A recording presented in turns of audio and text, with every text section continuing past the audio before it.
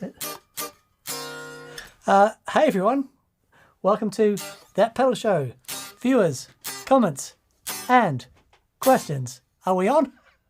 We are on. Dan here. Sting here, how are you? Hope you're all wonderful. Hope you've had a great weekend. I had a fascinating weekend. I went to Graham Clarkson's new pub. Tantric. I played Radio 2 in the park with my new power trio lick.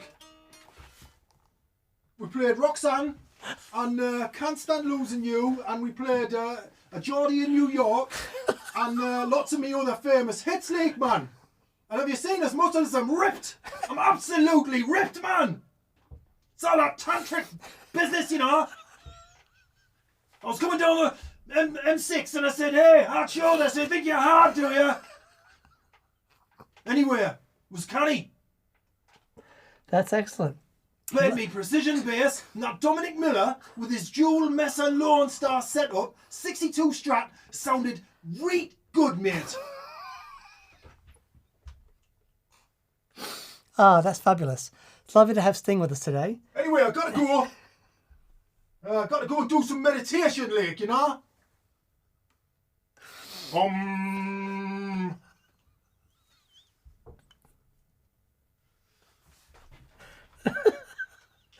Oh, brilliant. That's great. Oh, Mick's here. All right. Hey, mate. Did you see Sting on the way out? Was that who it was? Yes, it was. He Looks good, doesn't he? flipping heck, man. He is an advert for healthy living. He is. That guy. Yeah. You know, he's 72. I was watching him on the telly yesterday. At the BBC Two in the Park thing. Right. He might have mentioned it, but... Doesn't he eat gene therapy for breakfast or something like that? Don't know, but he looks amazing. He does look great. He was singing great. Although he did have, to my great annoyance, one of those headset mics. Oh, It looked Madonna. like he was doing a conference rather than being rock and roll. Okay. Did I tell you? So, one of my jobs in Sydney, I was deckhand on a yacht. That's what they call it. A deckhand. Yeah, dickhand. Yeah, deckhand. That's in New Zealand. That was very good. But we took Sting and his band out for the day. Mr. Sting? Mr. Sting. And he was lovely. Yeah, it was very, very cool. Hello, everyone, by the way. Sorry about the interjection from Mr. Sting. He pops in every now and again. Dominic Miller, killer. Proper. Just killer. I mean, there was some digital stuff going on there for sure, but present is playing quite a lot of intricate, because Sting's got this three-piece now. Right. Him, a drummer, and Dominic Miller. And from what I could tell, no backing, no keys, nothing like that. And there's such a lot of space to fill in a trio on a stadium stage. Yeah. And Dominic Miller's there flipping killing it.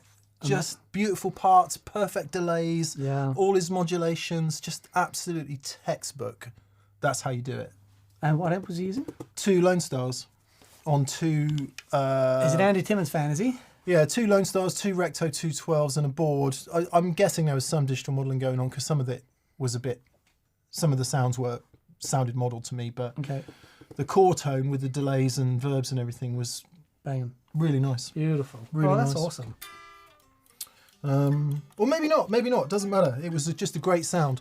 The thing that usually gives it away for me is some of those really heavily buffered sounds with the real chimey high end. Yep. But that could just be, that's how he likes it. Guitar sounding. And I don't know if that's his actual 62, looks like a 62, or a remake, but either way, it was a beautiful guitar. There's a lovely clip of him doing that, what's that song? The Fields of Fields of Gold. I'm going to turn the super chats off, by the way. BV, thank you so much for reminding me. Yes, thank you, BV. Yeah, we'll just turn them off because we do have rather a lot. Yes. If you've super chatted up to this point, we will answer you. But I have just turned them off for anyone confused by that. Sorry, Dan. Fields of Gold. Yeah. No, there's a lovely clip of Dominic, and he was on Paul. Merton? No. Jonathan Ross? No. It's not Paul, sorry, the YouTube guy. I built his board, biggest board we did. Oh, yeah, Paul Davids. Paul Davids is on Paul Davids' channel, and those two are there playing Fields of Gold, and Paul Davids is just pinching himself the whole time. It was really lovely. Really lovely. I'll tell you what though, Sting, if you were to play in Sting's band, you'd really need to be on your game. The drummers he's been through. He's really been through them. Yeah. Yeah, he was great. Okay, hello everyone. Hello Nelly Bob. Hello Robert Murphy. Hello Daryl Tankersley. Hello. Hello Simon V, radio DJ, who's coming to join us soon. Matt Swanton. Is Mick okay? Mick's fine. It was flipping Sting that was the problem. He just comes in here like he owns the place, flexing his flaming tantric muscles. And then after that, Catherine and I decided I'd like a new name, just like a one-word name, like Sting or Mr. Sting, Bonio or something like that. The best one that she could come up with was Twat. With an @ symbol. The artist formerly known as Twat. I was like, before we blow the marketing budget, can I object? Oh, that's very funny. Yes, apologies. Actually, I don't know if that is a swear. In that instance, it probably isn't. Dennis Cover Band is on. Greetings from Burlington, Ontario. Less Sting, more Andy, please, says Bob Saskin. Which Andy? Andy... Not that Andy. Ah, yes, of course, that Andy. John Channing. Hi, John. Noise Bloom. From a blazing hot Southern California. Awesome.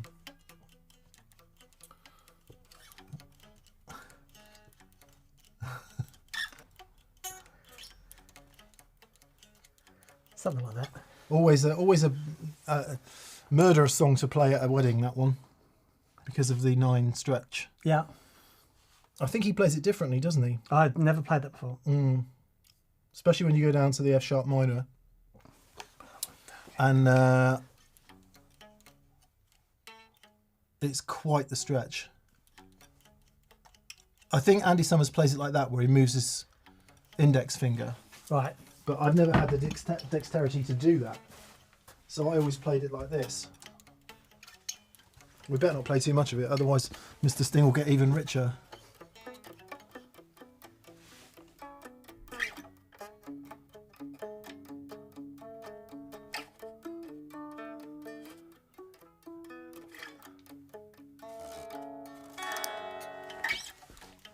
And after like 4 minutes, however long it is, that F sharp minor one is like RSI territory. Okay. Who cares, you see? You belong to me. Danielle Williams says sound and vision. Thank you, Danielle. Good to hear from you. Who else have we got on? Squidward J Tentacles. No more coffee for Mick. Johnny Taco's on. John William Gould. Gordon Rankin says, "Go, Catherine." Go on, you mate. That's fun. Mick, tell me it's the A1, not the M6 from Newcastle. Sorry, I was temporarily geographically discombobulated. As was Sting, obviously lost. Mr. Sting. He had to change drivers. Paul Matulovic is on. Hey, Paul. And Ed Airfire is on. Hey, Ed. Tony London. Here comes Rosie. A lot of Rosie. Yeah. Wes Chilton. Yes, good. Lovely. A lot of lovely friends. Yes. Just to round off the story, that was me going to the Jazz's pub. Clarkson. You went to Clarkson's pub. Did you have a Hawkston ale? I did. Have you tried one? Well, I've had his cider. Okay. Good. One of the best ales I've tried. Nice. And I was there going, "Damn you, Clarkson! I don't want to love you. I really don't. Don't make me love you." It was delicious, well, and it it was set out so beautifully. It's in such a beautiful part of the world. He knows what he's doing. He knows what he's doing, but it's all the farms in the so there's the overflow car park, and all the money that goes from the overflow car park goes to the farmer. Yeah. Who, because he can't grow crops there anymore. Yeah. Probably makes more money out of that more money as an overflow car park than he does out thing. of a bucket full of barley. But as I a think song. It's so funny that he's done more for British farming in however many seasons of Clarkson Farm than what's it called, Farm Watch or whatever that is in 40 years. Would be interesting to talk to a farmer about that, but yeah. Yeah, I think he's brought attention to so many things that because so many eyeballs around him. He makes great television. He's a supreme televisist. Yes. Yeah. In my opinion. But no, it was really, really great. Nice. Really lovely. Nice. Trevor Hart says, has Mark Knopfler ever been in for a chat? He has. He has? Yeah. Yeah. It's funny, I always miss them, which is a bit weird. So it's a bit like the golden eagle that comes into our garden. Catherine tells me it comes in and I don't really believe that it's there. But, that's just the way it is. Anyway, okay, let's get on with the super chats this week. If anyone is new and you've not watched this before, sorry. This is kind of what it is. Daniel Thornton, you naughty, naughty, naughty, naughty, naughty boy. So, Daniel Thornton, thank you, Dan, Mick and Catherine and Rosie for an amazing experience day. It was a ray of light in a dark month. Mick, thanks for being gracious with my nervous noodling and turning me up 106 dB. Dan, thank you for letting me play Red and feel laughter and good humour. Also, Hank Garland. Hank Garland. Well, you're so welcome, Daniel, and that's so generous of you. Yeah, it's crazy generous, Daniel. Thank you. It was we had a wonderful day on Friday. Group of 6 gentlemen joined us for a day in TPS Towers, Shangri-La. It was just brilliant fun. Yeah, loved it. They're really great. Life and soul affirming days they are. Yeah. Thank you to everyone who came, and Daniel, again, your generosity is crazy. Thank you very much. Let us move along. Plexico, Duncan, always good to hear from you, buddy. He says, no question this week, just thanks for the great content. Oh, bless you, mate. Bless you, mate. That's very kind of you. Mike and Glenda Olsen are on. And Mike and Glenda, or perhaps Mike or Glenda, says, gents, I'm finalising a wet-dry rig with a Constable and Page dry and a Squire TB, which is the top boost one, right? These are all Kingsley pedals, by the way. And a Page for wet. They're going into Ox Stomps. Page as a pseudo power amp absolutely kills. And I think that's kill in the good sense. Yes. Finally, a great direct rig. How would you suggest EQing the Marshall and Vox for wet dry? So, I would suggest that you let the amps do what they do. They are classics for a reason, and whenever you try to make an amp do something that's outside its comfort zone, they're just going back to what they're really good at. So, the Marshall, arguably has more headroom. So I would probably make that the wet amp. But if you're going into Oxes, it doesn't really matter. You can set them both up for more or less headroom. But whichever one you set up for the more headroom, that would be just start off with that as the wet amp and see how you go. But just let the amps do their thing. I would start off with them in the mid positions. I don't know for sure in the back end of Ox whether the knobs are sort of supposed to be true to where the amps would be. In any case, starting in the middle and going from there would be the thing to do. And it depends on the Marshall kind of sound you're after. I was playing some Master Volume Marshalls just a few weeks ago, which is a territory I've not really been in before. Always thought I preferred Plexis, but actually some of the late 70s, just before JCM 800 Master Volume Marshalls, man, we had some amazing sounds going, and yes, we will do a show on it. And if you plug a Lester into that, or any 4-pot Gibson, particularly an SG or a Les Paul though, it's such a specific mid-range. Oh yeah, that is rock. Yeah. And there's been some moments with that recently. It's like, okay, there's some territory to explore there. yeah, and it's so different from this kind of thing that Dan and I are used to.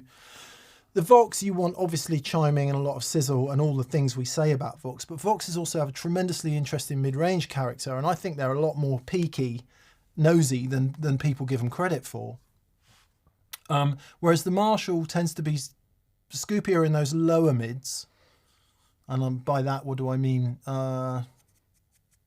Obviously, with a 412 cab, you're going to get a lot 100 and below. So 412 cab resonance, 80, 100 hertz, something like that. And actually 50, 30 even, which sounds crazy because a lot of that stuff you'd EQ out of recording anyway. But in real life, they do resonate at those sort of shaky territories. And then a bit of a hole. And then they start to really come to life 1K and above, I think. Yeah. Very vocal. And for me, the Voxes just take it all and go that way. Go more trebly. Yeah. Yeah. Yeah, they've still... A good Vox cabinet still has that resonance, but it doesn't shake. Yeah. It's definitely lower mids.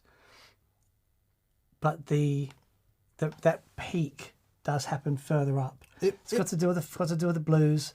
It's got to do with Voxes running at 16 ohms as well, the 2x12. Like a bunch of stuff that goes into making that sound. It might even be that if you just select within Aux Stomp, if you select the relevant cabinets, that kind of gets the job done. If you select the relevant amps and cabs, that will get them sounding in the right ballpark without having to go too far with EQ. Yeah. I think. Yeah, I'd spend. I think time spent there is well spent before you start drastically EQing things. Try the different. Get the cabinets right for sure. Joe from Hello Sailor is on. Hello, Joe. G'day, mate. He says, "Hi guys, thanks so much for the kind words on Friday's show. I'd forgotten all about that amp." Oh, how could you forget about that? That's amazing. If you haven't seen Friday's show, Joe built us a Trainwreck clone amp and kindly brought it when he came to visit. And we hadn't plugged it in, partly because we're tremendously lazy, but also because there's so much other stuff to be doing. Anyway, we did plug it in, and it sounds really flipping killer. And he says, does anyone else think the wheel could become as iconic as the horn? Check that out. It's really cool, man. It really does sound open, harmonic. It really does sound cool. Never played a real Trainwreck, so I don't know if it's anything like that, but I just caved in the most just really delightful way. Really great. We will revisit, because we need to revisit the Wallace as well, because if you did watch the show, you'll also understand that the Wallace is not very well. Yeah. Somebody said, I bet it's oxidization on the foot switch jack. And I was like, okay. Absolutely. I've had Messes do that on the effects loop. So I think that's likely. Yeah. Thank you very much, Joe. That's kind of you, mate. Scott Curry. Hello, Scott. Scott says, greetings from Rhode Island. Is that where me, myself and Irene, the guy in it, was from? The trooper? Was he from Rhode Island? I don't know. I've never got past the trailers for that. Never seen it. You'd love it. Okay. It's properly hilarious. Okay, all right. Unless you have a very strong dislike of Jim Carrey, of course. No. Oh, it's a dark, dark, dark film. Okay. Yeah. You'd love it. It's so dark. You'd love it. Well, because Dan and I are slightly into the crazy, it must be said. Yeah, okay, brilliant. Anyway, greetings from Rhode Island, says Scott. Sending love for my favourite show. No question from me, just take one from the chat. Thanks, cheers, Scott. thank we'll you. do that. We might have some... oh dear, I'm streaming the show. God, Storm at all of it says Family Guy. Right. Oh, so that... Okay, that's Family Guy's set in Rhode Island. All right. Yeah, it was definitely one of the islands. Maybe not. The Fez, says Eagle Ray Rob. Yeah, we had the Fez of Truth for a minute as well, We didn't did. Yeah, it was powerful. Yeah. Powerful as a moment. I think we just got used to telling the truth so much, Dan, that we didn't did- need no, the Fez of Truth We anymore. didn't. We didn't. We exist in the Fez of Truth. I got one from Daniel R. If an intermediate level guitar player could acquire one and only one Kingsley pedal, which, in your opinion, should she purchase? Page Boost, Page Boost. in my opinion. Dan's going to say Harlot. It's tricky. I'm going to say Page Boost. I think the Page Boost will go down as an important pedal. And it's loads of guitar players who I know have used it. It's opened up things for them, myself included.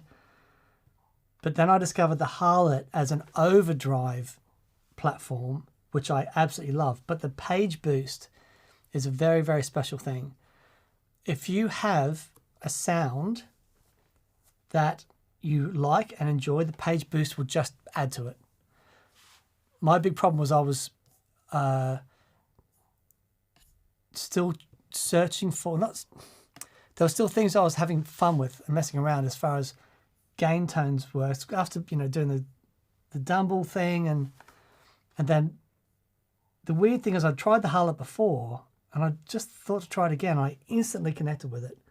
So for me, where I am right now, it's the Harlot. But I would say if you can only have one, it would be the Page. It's a really wonderful thing. I tell you another thing that the Page is really good at. I'm going to do a finally got the song sent off to Paul to mix. Right, he's a very busy boy at the moment. He's going to be very, very busy very soon. But one of the songs in that, I recorded a solo at like 1 o'clock in the morning, and I reamped it. I've never done reamping before in my life, but the reason I was able to do it is because I had a Page. I plugged my guitar into the Page and then into the interface. The Page made all the difference. The Page made it work. Yeah. Where I could then take that sound and put it into the matchless and reamp it. I tried re-recording the solo with the matchless. For some reason, I hit on this thing and I got a performance in there. I couldn't recreate it for the life of me. But the direct recording, reamp it to sound good. To make it sound good. Yeah. But the Page gave me that front end feel that I could go into a direct recording console and just get something to mess around with. Yeah. Because I just had an idea that I wanted to put down and it ended up being the solo. Yeah. So nice. Page not only in a traditional guitar setup in the front of the amplifier, but super handy if you're doing like direct recording or plugging into, any sort of shenanigans. It's a marvelous, marvelous thing. Yes. I'll try and simplify that a little bit by saying we're saying it's either the Page Boost, don't get it confused with the Page DS.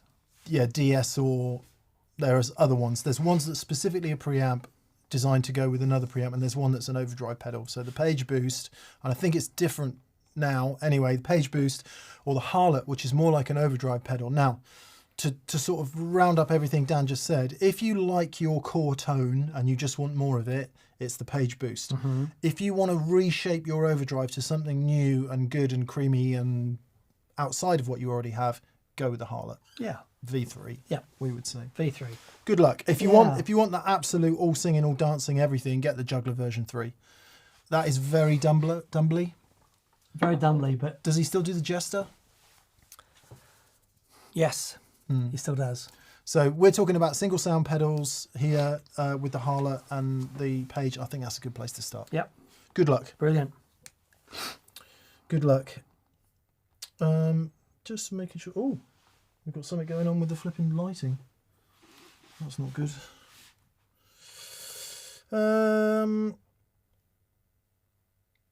Good. Just checking everything's okay in the chat.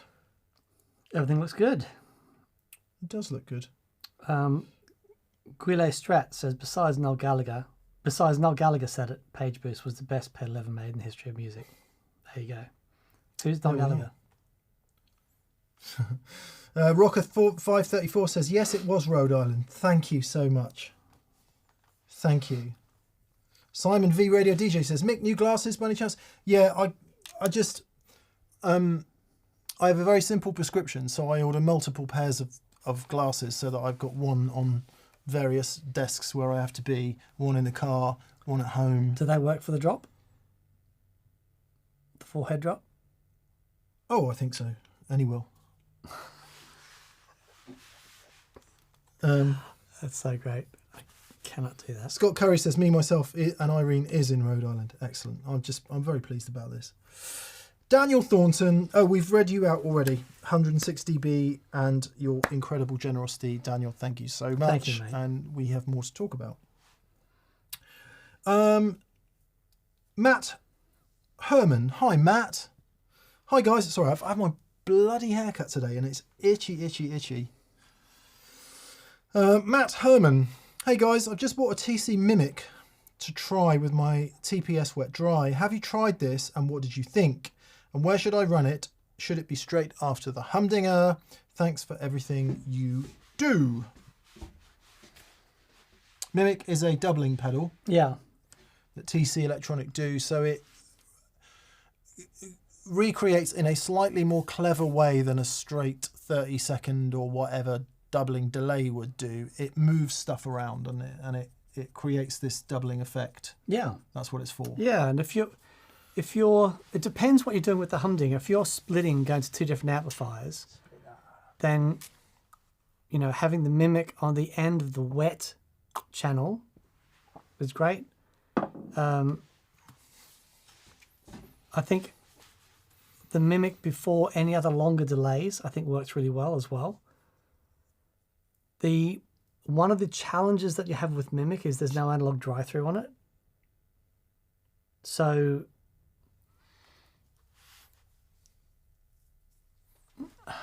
but it's designed to have latency and variable latency. It kind of works because of that. Yeah, doesn't exactly. So yeah, you could have it. I would have it on the wet side before any wet delay, but you could have it as the last pedal. It would work great actually on the last pedal in the chain on the wet side. The slightly confusing thing is, it is designed to be a signal splitter, isn't it? Yeah. So, are you supposed to have it in both sides or just one?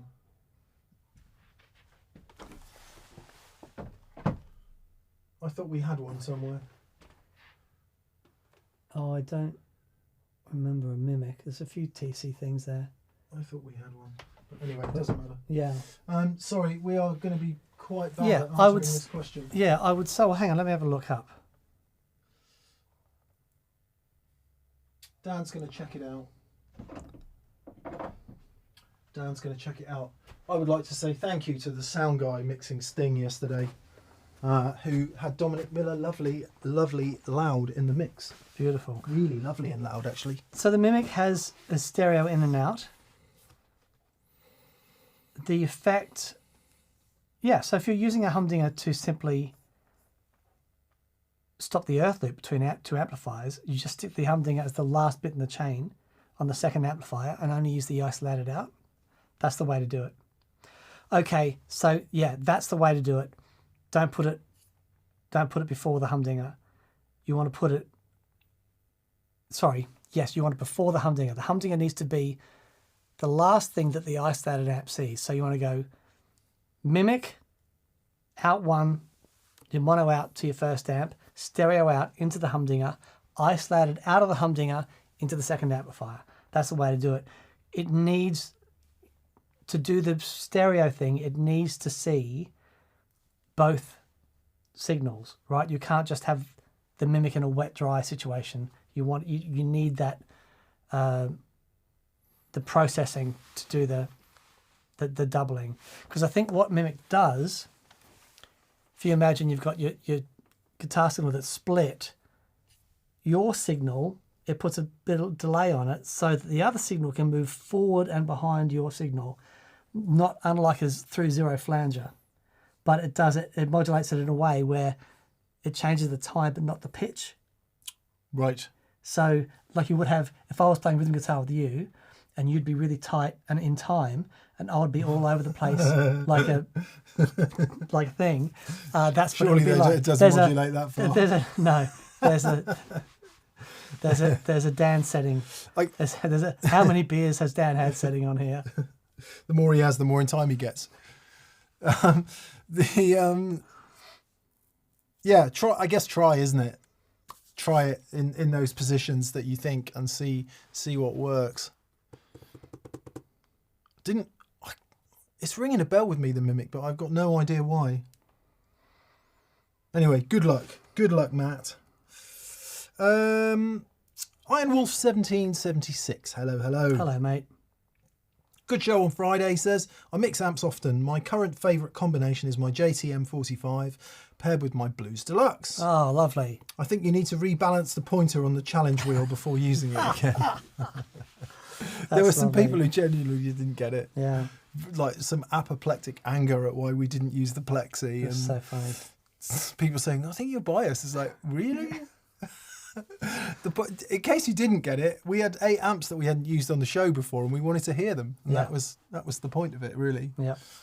And then a bit of 70s British game show had to come in. Maybe even American game show. I don't know. I didn't grow up there. Evan Ward says the Keeley 30 milliseconds does that. It actually doesn't. The Keeley 30 milliseconds has analog drive-through and is a flippin' glorious thing. I used it last week and plugged it in. As like, oh yeah, I'd forgotten how great this thing sounds. But it has analog drive-through, and it just has you can change the stuff after it, but the Mimic's a bit different. Charbono says, hello to the two of you from Minneapolis, Minnesota. Minneapolis, Minnesota. Mick, thanks for taking the time to dialogue about your Neve 8816. No question, but please feel free to take a question from the masses or not. Well, we can't not, can we? All the best. Thank you, Charbono. Yeah, there was a question in the YouTube comment section about some of the back-end studio gear, which I explained. Oh, Nick's done the most wonderful job putting the studio together. To the point where I think he could record albums in here and do a really wonderful job. Thanks. You know I've got a big problem with the 8816. It's annoying the crap out of me. Yeah. But I think I figured out a way around it. Okay. It's to do with using other outboard gear. You know, the only way to do it properly with analog is to have a proper desk. But of course, that's like 40 grand. So we're not doing that. 40 grand for an average one. So we're not doing that. But so then the whole point of stuff like 500 series modules and all that stuff and a bit of creative cabling is that you can sort of create a desk, sort of. But it's the trouble is once you hear it, it's so hard to go back. Yeah, it really is. Even though it's way more hassle than it's worth. Yep. Everyone that's tried don't even get into the cost part of it. Yeah. And I say it all the time, everyone that's tried wet dry or the 2 amp thing, once you've done it, man alive, it is very difficult. It feels like a step backwards. Not to say that, mono amps aren't wonderful, but it's that thing that once you've heard it, once you've experienced it, you can't unhear it. That's the thing. You can't take it back.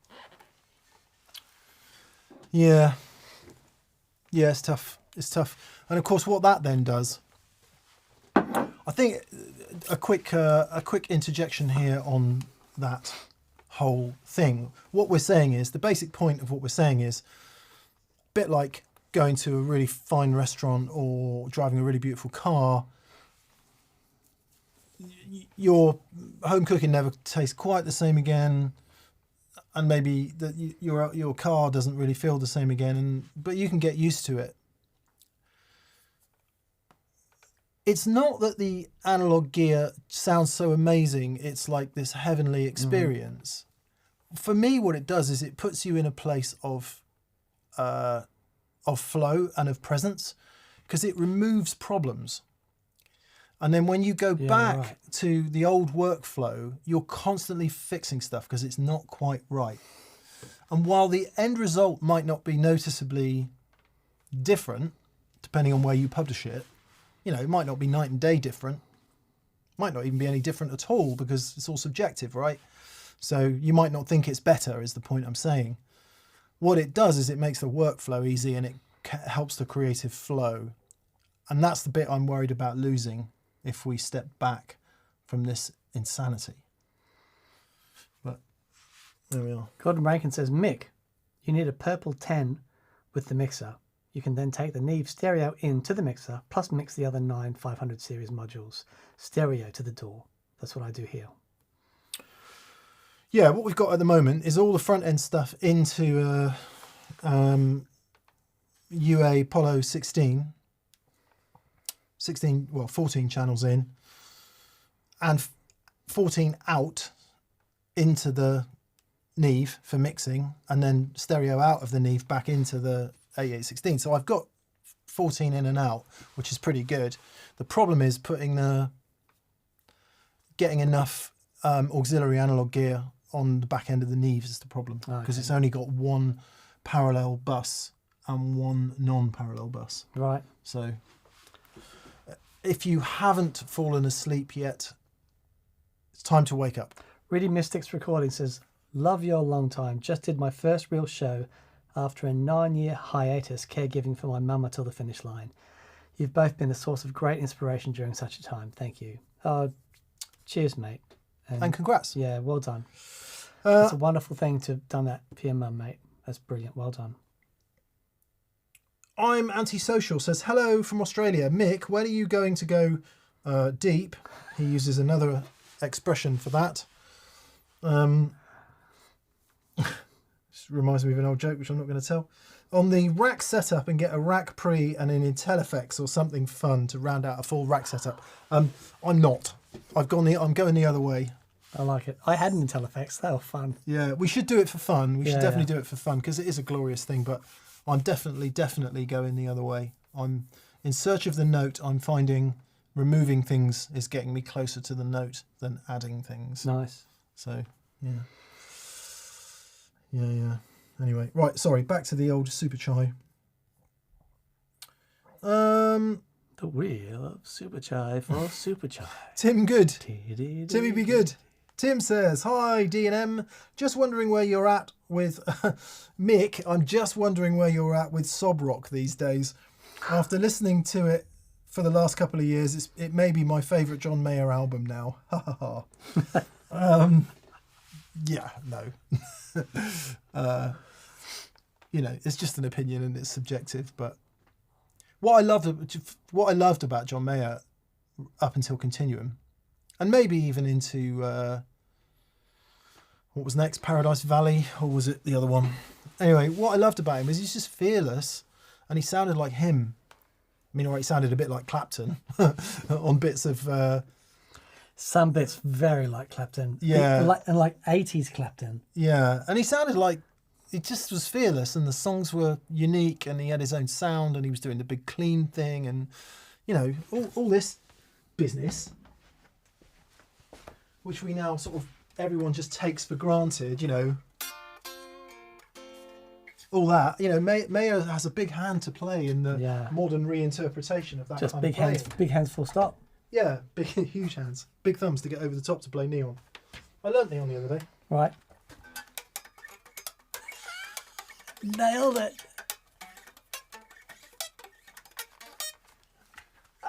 Good, isn't it?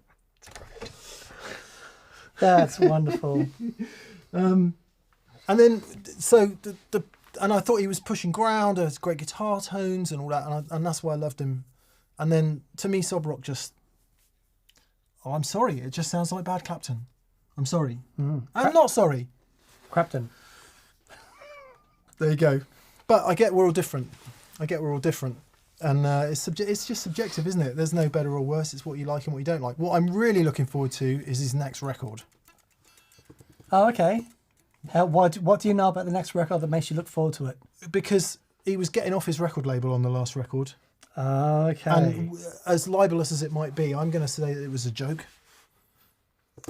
Didn't Prince do that? Don't know. He was, the record company was like, he was trying to get out of his contract. The record company said, you owe us 8 more albums. So he wrote, here you go, deliver them 8 albums just full of.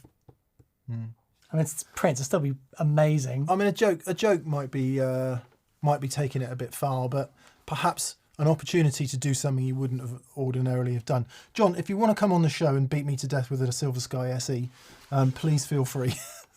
Not the full quality Silver Sky, but just the SE version. Well, it's lighter, or at least ours is. Wouldn't that be so great if John threw everyone for a loop and came on here before he did anyone else? That'd be great. It would be great. I think it's unlikely at this point. I have met him a couple of times, actually. I've been very lucky. I interviewed him once for Guitarist, and he was super gracious and awesome. A trip to be around. It was great. But yeah, sob rock not for me. Sorry. I met him once and he went, "Get out of my way." I had to try to go to the toilet. Get out of my way. Oh yeah, a famous toilet story. He didn't say, "Dan, we need to talk about buffers." He didn't. That wasn't his question. No. He went. You aren't you in my way because I'm trying to go there? I went, yes, that's me. Frankie Walnut's Art says, "How dare you? Last Train Home is amazing." Yeah, all right. There's a couple songs that he released way early that I quite liked. Right. That I did quite like, but anyway. Is that the one? Why You Know Love Me? Is that sub rock? Yeah. Right. Yeah. Harlan Mayer says, that was the point. Sob rock was taking the piss on 80s Clapton. Well, there you go. Good. Got the point. He nailed the point in that case. Yes. Nailed it. Yeah. David Tompkins says, no, John met you. There you go. Very Bless good. him. Bless him. Jay Howell says, tell me y'all fixing that goddamn wireless. Absolutely. We will. We'll get it done. What I do find interesting, there's some sort of comments coming through from George Skelly. There's a lot of people that would sort of give up on Mayer early doors because of the pop stuff. Right. And because despite his significant capabilities as a guitar player, it's still very song first. Okay. And a lot of the stuff he plays is a lot of simple melodies and stuff like that. I mean, he does let rip a couple of times. And in guitar circles, that is seen as a negative in some way. And I'm always confused by that view of music. The only John Mayer song that I don't know how to play it, but it's that that's that one. Yeah. It's a great record, that Room for Squares. Really, really good record. That's the record that Neon is on. Right. The electric version of Neon. But I love that song. It's so cool. Yeah. But I didn't get the rest of the stuff. I'm not, but there's some songs I've had like, yeah, that's killer. And I think that's a really great song. Yeah, some super, super, super songs. I am a fan. I just didn't like sob rock. Yeah. Richard Pribbenau says, Dan, congrats on the new device from Gig Rig. It rocks. Thank you, buddy. Appreciate that. Yes. Had a little release last week. Dan has reinvented the volume pedal. Fun. It's very fun. And it's a very smart thing. If you haven't seen it, go to the Gig Rig channel, watch the video. Yes. Masterly created by my Somebody dear friend Mick. really talented must have made that video, Dan. I've already got a volume pedal. I love that. That's great. Carl Longbottom. Hello, Carl. Hello, mate. Always Hope you're good to great. hear from you, buddy. He says, evening, gents. Hope you're both well. This Sunday is the Leeds Guitar Show. Leeds Guitar Show this coming Sunday. Awesome. Live stage, we've got Aziz Ibrahim, Connor Thomas, Samuel C. Lees, and a Flatley Guitar Pedals workshop. There you go. Fabulous. I always get it confused. Is Leeds North West? I think it is. Right. Anyway, if you're in the north of England, go to Leeds this coming Sunday and go to the Leeds Guitar Festival. Go please. and see Aziz. Go and see that man play guitar. He is astonishing. An absolute genius. Have you seen that stuff he does with a tabla player? You told me about it. Man, it's just amazing. And Aziz, we're playing and we loop and stuff, and then he pulls the lead out because pops it back in. He just does it for a percussive thing, the sound of the lead touching his face, and then shoves it back in, and that gets part of the loop. It is genius. If you or I did that, it would take another 18 seconds to get the flaming jack plug in. And you get this. Just, It would be the Graham Coxon version of putting the lead back in, rolling around on the floor. Graham came in on Tuesday and we filmed a show with him, which will be this Friday's show. And watch it. It's just, he's so inspiring. He is so inspiring. yeah, it's really. Just absolute artist from top to bottom. Yes. Front to back. Middle and both I ends. had this sort of visual thing, almost like a vision that came to me, and it explained everything about Graham. Right. We're all trying to get to that place where we're creating music, and Graham's in there, and he's going, "Come in, it's amazing." And we're going, "Yeah, we want to come in. We're holding on to this stuff." And he goes, "Well, you can come in, just got to let go of the stuff and come in." And we're like, "Yeah, we want to come in, but we don't want to let go of the stuff." And he's like, "Just let go. It's come in. It's amazing." Isn't that happened? You have just explained everything Eckhart Tolle is talking about with Right. psychological time and conscious presence. Well, there you go. You have just described how to stop worrying about things. Right. Just put it down. Just put it down. What do you do with a heavy bag? Just put it down. Sorry, he's not from wherever that was from, but anyway. Dan, that was deep, man. You like that? I like it. I really like it. That's So you've just got to forget all that jazz rubbish and all these old guitars, and then put that down and go and join him. Is that what you're saying? yeah. Because what he is doing, I think, is what everyone is trying to get to. Yeah. Honesty and emotion through music. Yeah. And he is just there. And we're all going, "Oh, I really want to be able to do it. So I'm going to learn this chord and what happens." And he's just, he's just there. It's like, come in, it's amazing. Yeah, it was really, really, really great. Really great. Frankie Walnut's Art says it's a Buddhist mentality. Yes, it is, or Taoist, or actually, if you go to the core of a lot of the faiths as we know them, it's pretty much there in all the faiths at the top before it gets carved up and redefined. Anyway, that's another story. There you go. Dave Foster. Oh, Dave's on. G'day, mate. Yeah. I've been chatting to Dave. I don't know if it's Dave Foster as in Steve Rothery's. Steve Rothery Dave band, Foster, but yeah. it is a Dave Foster, and if it's Yeah, it is. yes. Hello, Dave. He Yes. says, what are your thoughts on Mike Landau's tone? I've recently found him all over again. He's amazing. I'm questioning all of my pedal choices now. Yeah, it's just it's your fave, right? Yeah, He's up there. There are many days where Landau is my absolute favourite Yeah. player, sonically and melodically. There's some harmonically. recorder stuff he did at the Baked Potato where he's using a signature custom 100. Yeah. Just with just the amp, there's obviously delay and stuff in the loop, but he can go from the most outrageous in-your-face guitar tone, and he dials it back and it sounds like he's playing acoustic guitar. And just astonishing. He's just in a sort of Beck way. He is a master of manipulating the gear. You often see him, fingers and controls down low on the guitar and all of that, and it sort of transcends tone at that point and becomes a communication. And while we're on the subject, Graham Coxon does exactly the same thing, just in a different idiom, and that's what artists do.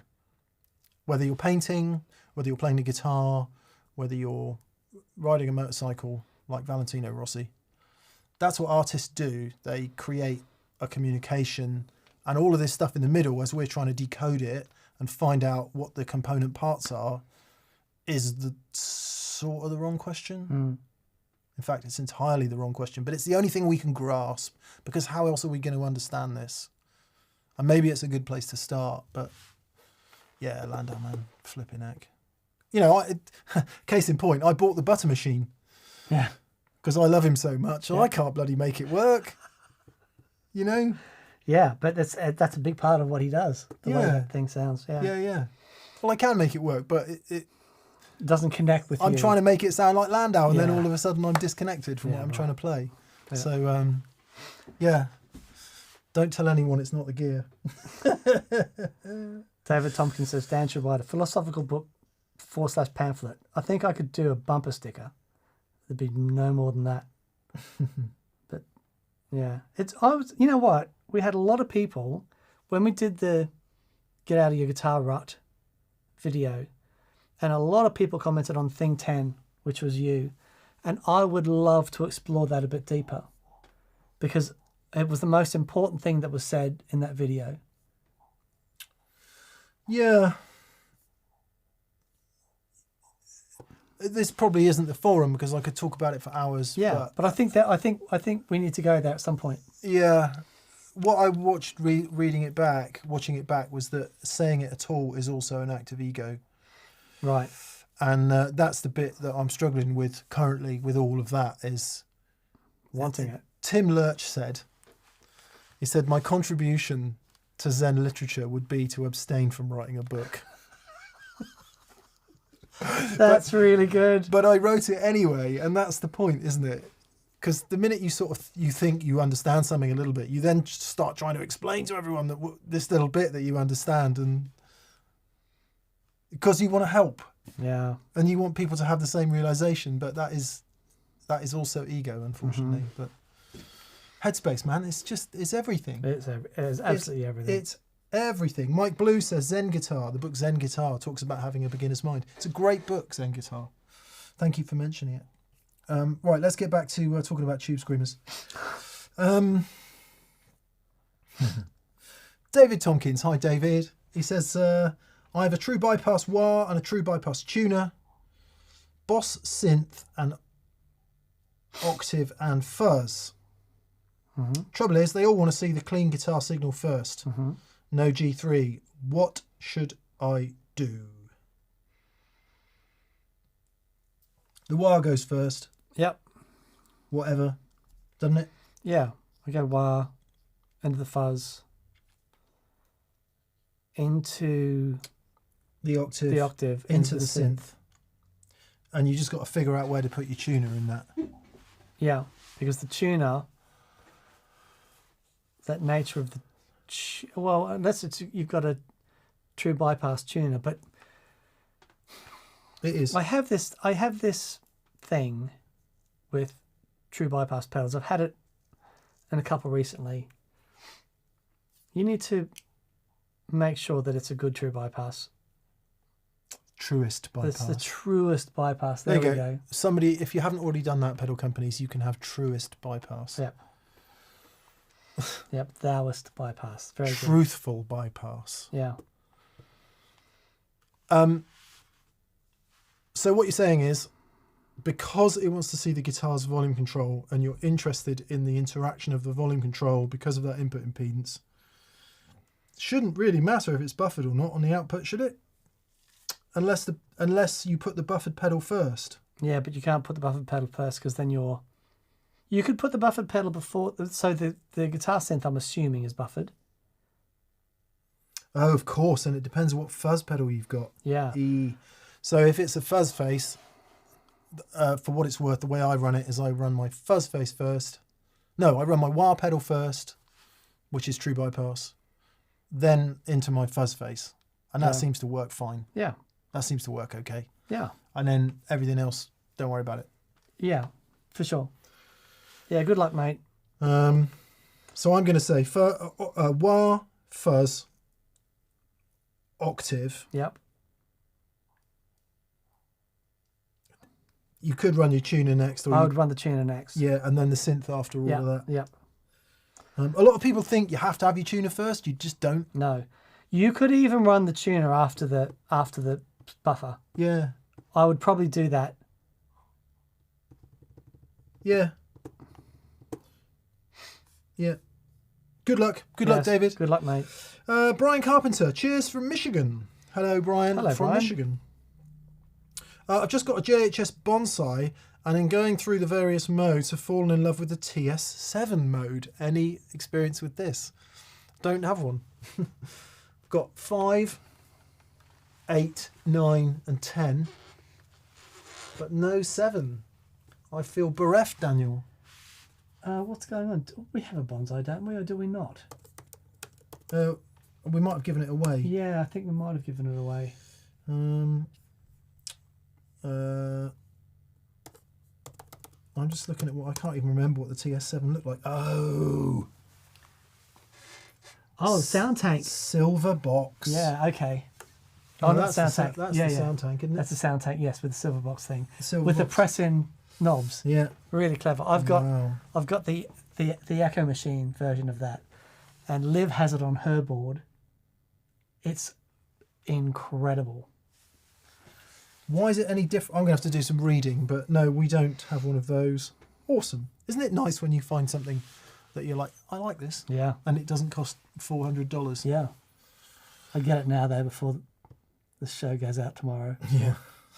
Well, of course, without wishing to cast any nasturtiums on Ibanez's flower bed, quite a lot of that mass-produced plastic box stuff was a little bit susceptible to breaking. Yeah, right. So hopefully you can find one that's still working. I don't know. Maybe not that one. Might even have been a metal box. I don't know. It looked plastic. Those ones are metal. Oh, are they? They're metal. It was metal. Yeah. Well, very metal. We should just say a metal or a plastic box doesn't necessarily mean the metal box is going to survive. I give you electroharmonics Very good. from a certain Boom, period. boom. From a certain period. Byron Krause's Big Dog. Let's see if we can get sued by anybody else tonight. John Mayer's going to be on it. Mr. Sting. Mr. Sting. Would you like to sit on our cunny looking chair? Well, that's a cunny looking chair, that. It was the Stops, if you're interested, from Vic and Bob's, I want to say Big Night Out, but it might have been something else. Smell of Reeves and Mortimer. Can't remember. Anyway, it was the Stots, and it was Vic and Bob, and they used to interview people. And the funniest one was Sting. So, Mr. Sting.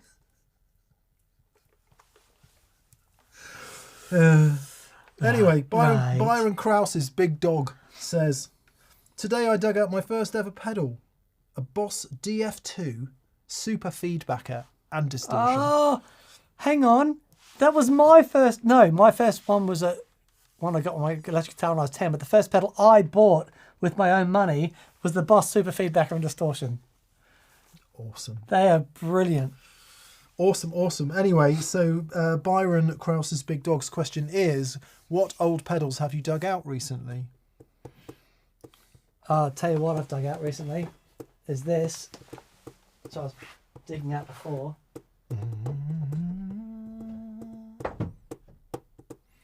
Where'd you go? There's one here. This is my old Ibanez 89. All right, check that out. Check it out.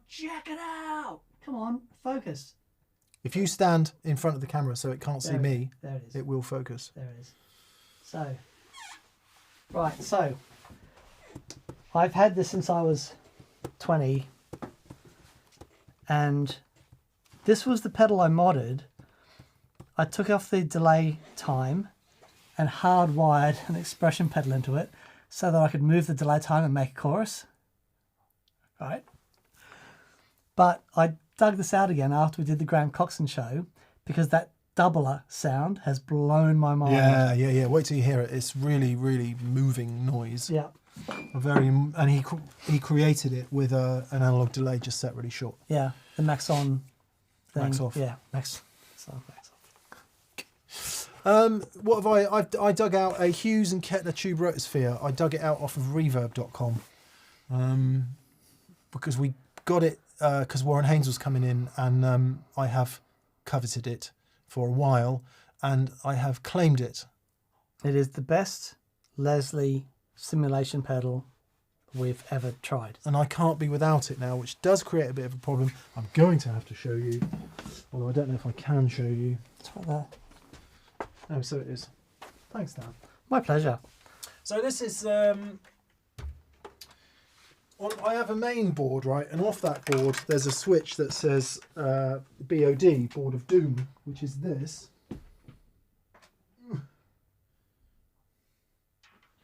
And the rotosphere's in there, as you can see. And then underneath there, which I don't think I'm going to be able to get it off because I've sort of jimmied it in a very unprofessional manner. I can. In there is a load of gubbins. And I don't know if you can see, but like a garden extension lead to deal with the 12 volt AC power.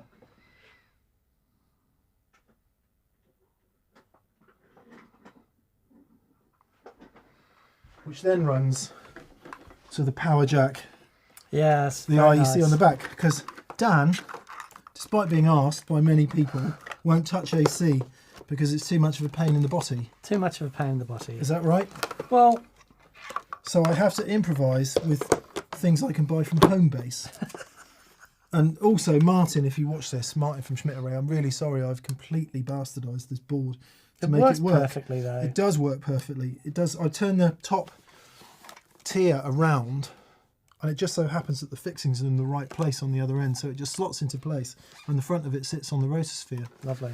And it's really it sounds so damn good. So, we're going to do a show soon. So if you get it, please Using make it Ketno. again. One of the things that rotosphere uses is LDRs, Oh, right? Which is a whole other conversation. yeah. Okay. But Photocells. we are going to do a show. Does on- that mean I have to throw it in landfill? No, not yet. You have to eat it. Oh, That's what you got to do. You got to eat it. We're going to do a show around laser simulators. We're going to get the Lex in, but we're both blown away by that thing. Instantly turned it on. It was like flipping heck. It was so good. Two things: valve preamp stage and it's analog. Do either one of those two things make it sound right? I do have another analog rotary simulator, and we do have loads of valve preamps. So we're going to get together with some other digital simulations and see if we can get close. But man alive, as soon as that went on, that was it. Everything that we'd been almost getting with a bunch of other Leslie stuff, it was there. Really, really great. Yeah. And annoying, because I also have this slight realization in my life that all the big stuff always sounds good. Dude, And I don't even think it's bias at it's this point. it's not. What is it about that? So I took a couple of pedals up to play for Robin the other day. He wanted to have a play with a few things, and I'm redoing his board this week. But took up a bunch of stuff. The big pedals, I've got a Pig Dog Pedals Prosecutor, which is a Tone Bender 2.5, and it's massive. It's so unnecessarily big. It sounds like it looks, and like the Dope Priest, right, from Emanating Fist Electronics, and we do all the big muff stuff. He put that on. It's like, I don't know why, but they have big components inside, like amp components. C1. We'll be upsetting people Surfy down Bear. by saying this stuff. I don't know. I think there's something in it. There's It's bigger, sounds bigger. when you look at Power supplies, yeah, when you look at spacing. tracking, it's such a big thing, and you know the tracks have got there's space between them. Yeah, I think there's something there. There is. William Stone says, Mick, have you tried the Collings i35 LC Vintage? What are your thoughts? Love you both and appreciate the great guitar content. Haven't played a vintage one. I have played various i35s if I didn't have, there's two reasons I don't play an i35 or an i30. The i30, I think that we had, black one, was the best new electric guitar I've ever played in my life. It was stunning. Two reasons I wouldn't buy one. Number one, I'm just all into vintage guitars now. I'm only buying vintage guitars now. Number two, I did ask Collings this, could they make it an inch wider? Because what they've done, in order to make it sound better, they've made it an inch smaller. All the reasons that people moan about 330s and 335s being too big, too much bass, not focused enough, difficult to handle. Bill, and I guess Aaron maybe, but certainly Bill, before he died, they felt that it was just a better design to have it 15 inches across rather than 16. And I can't do it. Sorry, I can't do it. But I think that i30 LC was the most compelling, let's put it that way, new guitar I've ever played, and I was an idiot for not buying it. Steve Rothery. Guitars. Steve Rothery says nothing comes close to a Rotosphere. G'day, mate. Hello, Steve. That's awesome. We got Steve and Dave on. Sorry, there we are, name checking Warren Haynes about the old Rotosphere, and of course it's blooming Mr. Rothery, isn't it? That's who we should be name checking. Hello, Steve. Hope you're awesome, mate. Yeah. Basil Tiffany says, when Mick looks up and around, he looks like he's looking at an audience. What's he actually looking at? Yeah, there's like 10,000 people down there. Amazing. I'm looking at screens, Basil. If I had another camera plugged in, I'd show you. But there's all kinds of monitors and stuff over there that are, if this was an operating theatre, they would be the machine that goes ping. Oh, I love that. That's great. It's the big machine. This type of machine. This machine You goes out, bing. but I'm the father. Sorry, only complete strangers are allowed in here. Right. Right, There with the camera. BV, you've just reminded us. Thank you so much for Oh yes. the reminders We in- don't have our reminder machine. in the chats. We didn't give anything away in August, so apologies. So there'll be 2 in September, and they will be, for patrons, this is, for patrons. Patrons, watch your inbox. 2 JHS fuzz pedals. There's a Crimson and a Smiley. They've been sat in the cupboard for a while since we had them and did the first show, so we thought, let's pay it forward and give them away. So the Crimson. So yes, 2 JHS fuzz pedals from the, what did they call it? The Legends series. Legends, yes, Legends series, maybe. So 1969 London is the Smiley. Fuzz face, obviously, looks like a smiling face. And the Crimson, is that the Octafuzz one? No, it's the. Oh no, it's a Russian Big Muff. Yeah, oh, yes, of course. Yes. Complete with Sean Connery, Hunt for Red October. You said show up for a tennis.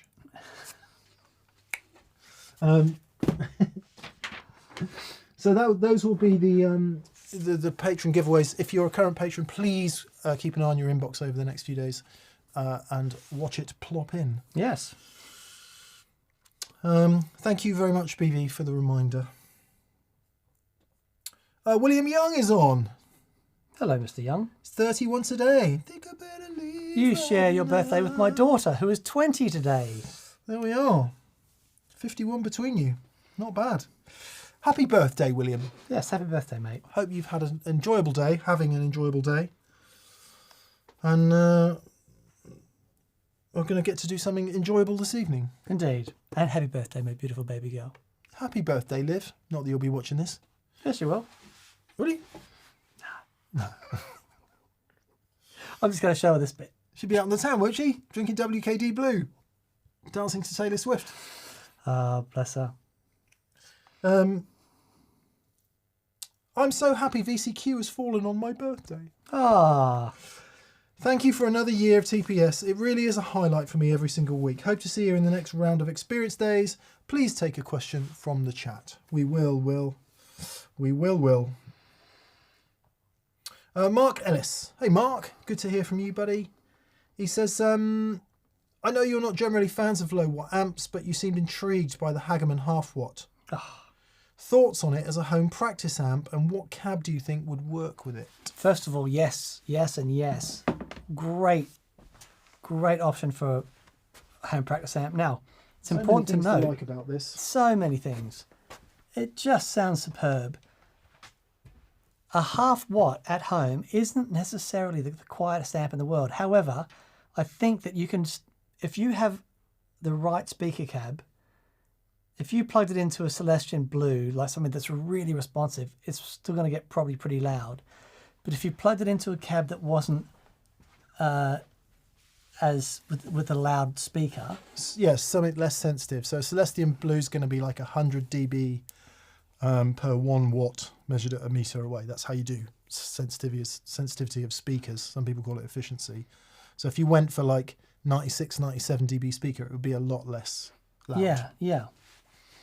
A 10 or something in a decent size 10, box. a 10 in a decent size box, I think would be great. I think so. I'll tell you what I love about that. I've got a theory. It also has a headphone out. Oh, that's great. You don't need to have a speaker connected. You can just run headphones. Are you serious? It's really cool. Really cool. Man, okay. I'll tell you what I love about that. I think that the guitar players who I know who sound really good on modelled gear have cut their teeth with real amps, and they've come to understand the dynamics of real amps. That will give you that foundation. A bit of that for sure. You can practice at home and get the dynamic of what a valve is doing. I think it's brilliant. It's also tiny and it's got glass bottles sticking out the top. Yeah, but recorded, didn't it just sound awesome? It did, with a bit of mic pre, bit of extra mic pre. It's a cool thing. It is a cool thing. So the question is, it's actually 1.5 watts when it's cranked, by the way, which I should have read before we put it in the show, but it'll do 1/2 watt clean. Right. And then by the time it's overdriving and cranked up, it's 1.5 watts, which, as you saw, got up to 80 some dB, maybe a bit more, measured on our machine. So is it, for example, given that it's got bass, treble and volume, and that's it, is it a better option than something like a Yamaha THR-10, which is full of reverb and delay? It sounds very hi-fi. You can plug your MP3 player into it, and that's a tough call, isn't it? Yeah, so Because you'll have loads more fun with the THR, you will. for sure. I think arguably that will make you a better guitar player. No argument No, about it. okay. It Yeah. will make you a better guitar player. Yeah. But maybe we don't all want that. Maybe what we want is fun and huge reverbs and delays in our ears, and I which get is why that. so much consumer gear sells. Yeah, look, I get that. I'm playing live so infrequently now, and that 40 minutes I get in the morning to sit down with the Waza headphones on is really fun. But I get in here, it's like I live for coming in here and recording. Hello, Rosie. Rosie has a bone. Yes, okay, it's your bone. To keep her occupied and happy while we do this. Yeah. And she will now start chomping it, which through our lovely compressors and mic pre's will sound like a shark eating numerous humans. Yeah, you might have to not be in here, Rosie, sorry. Yeah, I like it. I like it. A couple pedals in front to get your reverbs and delays. There's something real about it, for sure. Definitely. He's got it. He's obviously, he hasn't thrown that together from some sort of kit. He's obviously a guy who knows tone. Oh, he makes hi-fi stuff. Right. Yeah. But he knows how to dial it in Yeah. to make it sound ace. Yeah. Yeah. Man, how strong is Rosie's teeth to be chewing on that thing? Pretty good. They're good for cleaning the teeth as well.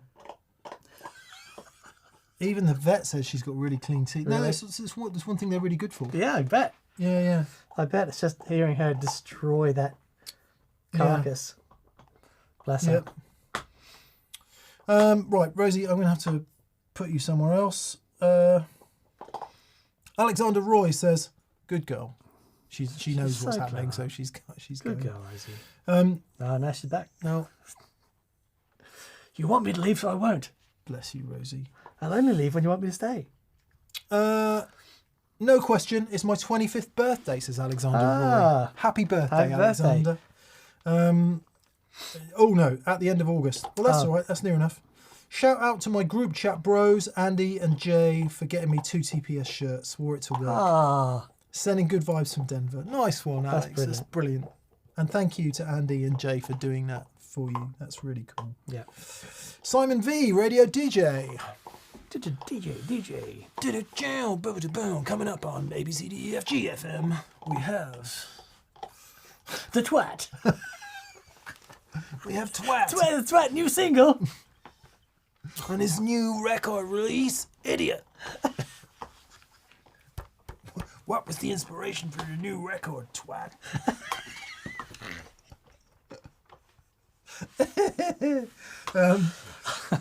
Hi chaps, says Simon V Radio DJ. I have a Fender Greta. Wow, that was the birth of the pawn shop, as I remember. Or it was part of the pawn shop. 2-watt radio style amp. Sounds like a muffled fart in a spacesuit at the moment. I want to connect it to an 8-ohm speaker or build a cab. Your thoughts? P.S. See you in May for an experience day. Awesome. Simon. Yeah. I don't know what you can. Just everybody call up a browser and Google Fender Greta just for a second. Greta. Such a funky looking thing. Little tiny speaker on the front. So what you'll need to do, Simon, and forgive me because I don't have one to hand, is you'll need to find out what the impedance of that speaker is. So you're going to have to get in there somehow, and please be aware that going inside amplifiers can expose you to lethal voltages, so it comes with all the usual warnings about that. Is that nice, Rose? Anyway, if you find out what the internal speaker is, what you'll be able to do is wire that onto a jack plug somewhere, and yes, you can very happily run any speaker from it as long as it's the same impedance. No problem. You can just run it into another cab. Just treat it like a head. I think it'd be pretty cool, actually. Is it a valve amp? Yeah, it's tiny. It's great. this funky little thing. They did that and the Excelsior at the same time, if I'm remembering it correctly. There you go. Looks like that. Ah, that's wicked. I'll show the people. Actually, like you can see the back panel. It's got a thing for an extension speaker on it. Just plug it in. That's wonderful. Yeah, it's already got a... Yeah, it says, right, so you can plug an extension speaker in, 8-ohm minimum output. Just do it. Just do it, man. Look at that thing. Isn't that great? Right. Thank you. No worries. It needed an incidental music. I think after doing Friday's video, I'm just all about the game shows now. That was so funny. Yeah, just plug one in. Plug a speaker in. 8 ohms. 8 ohm minimum, that is to say. So nothing under 8 ohms. So you can plug a 16 ohm speaker in if you want. But yeah, most 10 and 12 inch guitar speakers are 8 or 16 ohms, so you should be fine. I did say most.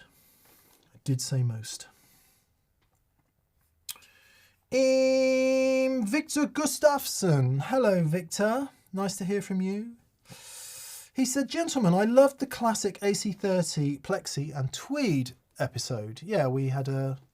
Yeah. How would you wet dry the rigs you went for? Particularly interested in Dan's, since my current is eerily similar, including amp and pedal order. The AC30 for me is the amp with the headroom. When you run it clean, doesn't take a lot to drive it, but you know, just on the edge, just starts pushing it a little bit. It's a glorious wet amp, and the Tweed breaks up quite early, but it has a really wonderful, the way it compresses on the front of that note, that Tweed thing.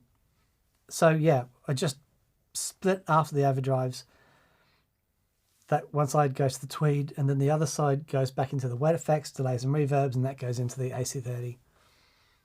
And you will never look back. And the other amp dry. Yeah.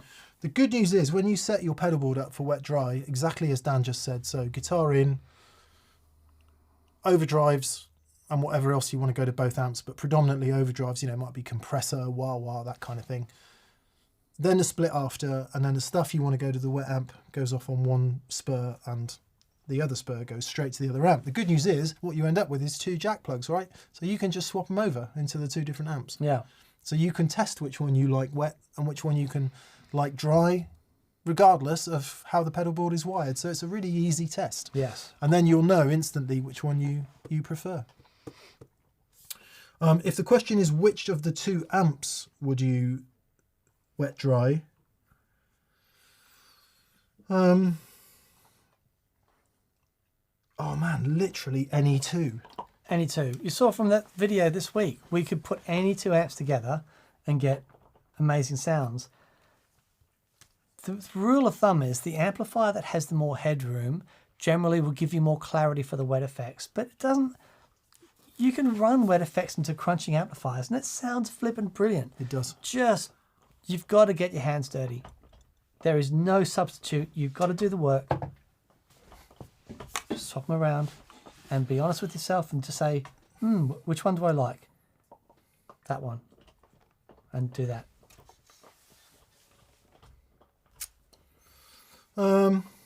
Yes. Sorry, just checking. Just checking. Just checking. 1, 2. 1, 2, 3, 4. Okay. Johnny Bean says hello from Santa Cruz, California. Is that, were we there? Santa Cruz? Have we? No? Okay. I've been there. It's north Oh, okay. of LA. If you go on Highway 1 if you drive from LA to San Francisco, you kind of go through it. It's not, how far up is it? I think it's quite a way up actually. Right. Anyway, I don't remember. I went there because Santa Cruz was a famous skateboarding brand, and when I was young and stupid, I was into that kind of thing. And not to say you have to be stupid to be into skateboarding, I was just genuinely stupid. As by way of a coincidence, Yeah. you were young, stupid, and into skateboarding. Yeah. So I stopped off at the Santa Cruz shop, which is in Santa Cruz, and bought a hoodie and some other things. A guy called Rob Roscop, who was a skateboarder. I think it was maybe his company.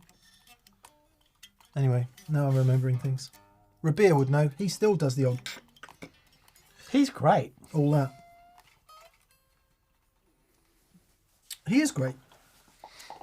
Jim McGee. Good enough for me, Jim McGee. He says... You've probably never heard that before, have you, Jim? He says, quick question. Re the alternate string tuning on Dan's guitar last week. Mm-hmm. Is it okay on any guitar, electric or acoustic? Do I need to pre-stretch them? I'm nervous about stretching a string that far. Thanks for the amazing content. You can do it on any guitar, literally. Yeah. Remember, you're not stretching them to the same pitch. Yes.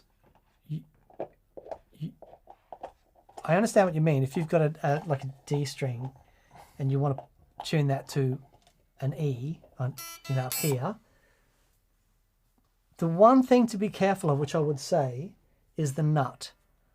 If you're putting a low E string where the G is and tightening that up, just make sure that it sits on top of the groove, that it's not eating into the nut too much.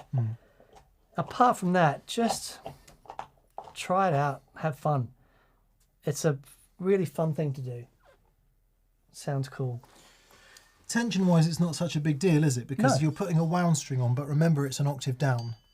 So the tension shouldn't be that much. It's not like putting a wound string on and winding it up To be at the same octave. to That's be at right. the same Yeah, octave. that's right. So the tension shouldn't be a big deal. If you're interested, go on the Stringjoy website, or I believe D'Addario has one as well, and probably all the big string companies have them.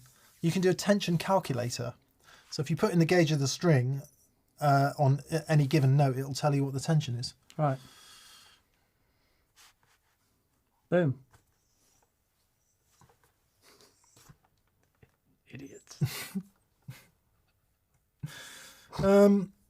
Jimby. We slide on the sloop, Jimby. Going to try and get all the way to the end of this. Let me go home. Let me go. Let me go home. Gee, they had some great songs. What a genius record that is. Anyway, moving on. Hey, from Akron, Ohio. Hello, Jim. Hello, mate. Enjoyed the 2 amp show. If you could have only 2 amps under 1k each used, oh man, this is a great question. What would you choose? So you've got 2k to buy 2 amps and they can be used. What are you having? AC-15. Princeton. So you go for little ones. Yeah. I'm addicted to the Princeton now.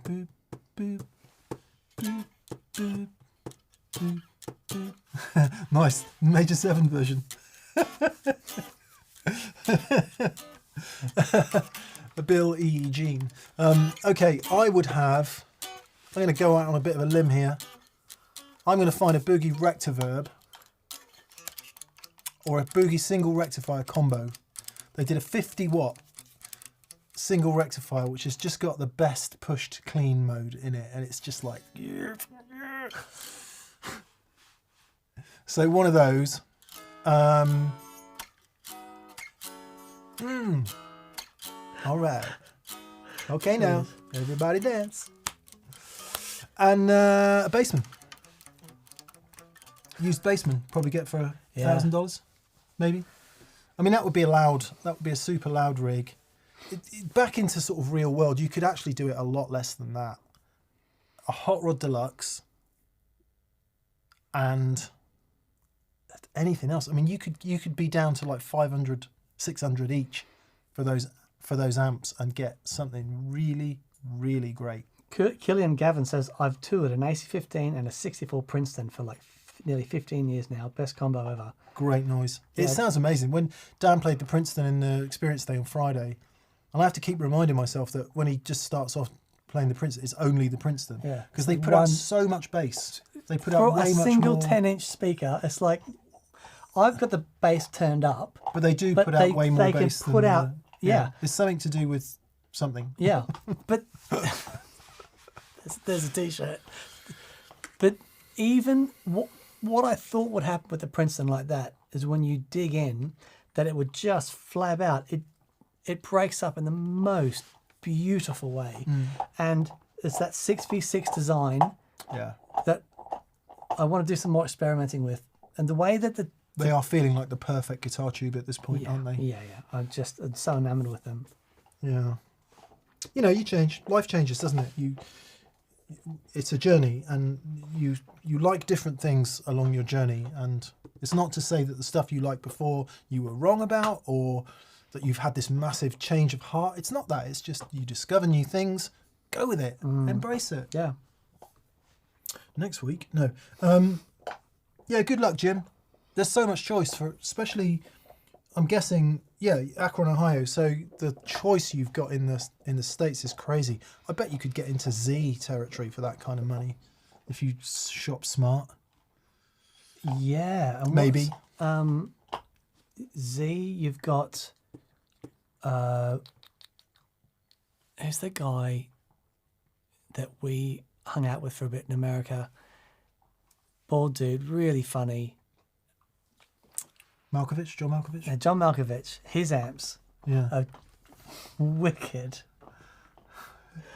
Why can't I remember? He made Josh Scott's signature amp. Oh, come on, brain. He's the same group as 65 amps and all that him. lot. Him. Yes, him would be Morgan. Morgan.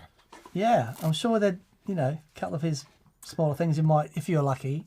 Coda have got a used Josh Smith Morgan at the moment, which is basically a massive headroom Princeton with a 12-inch speaker.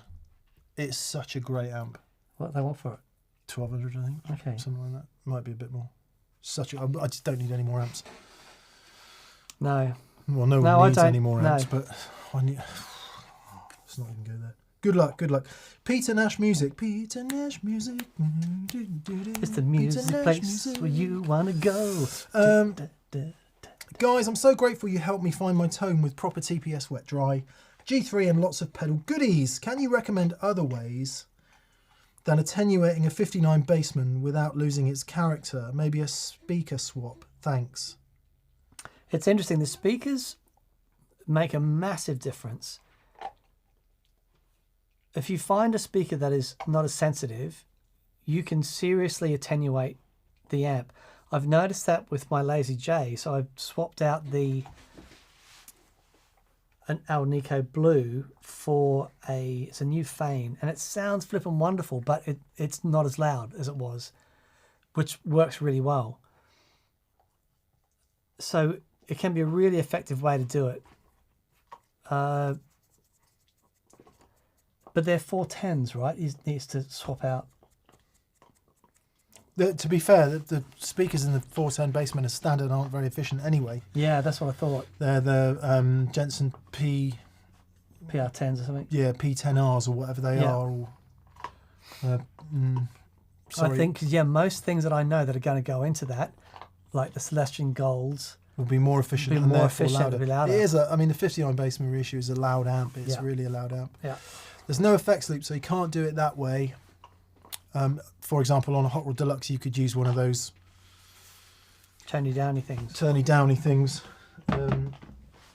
which sits in the effects loop of the Hot Rod Deluxe, and it's just a volume control that sits in the effects loop. Bassman doesn't have an effects loop, so you can't do that. You could try the low input. Yeah, low input's that's a good shout. Actually. The other thing to do is to jump the channels and run a bit of both channels, so you get a fuller sound at lower volume.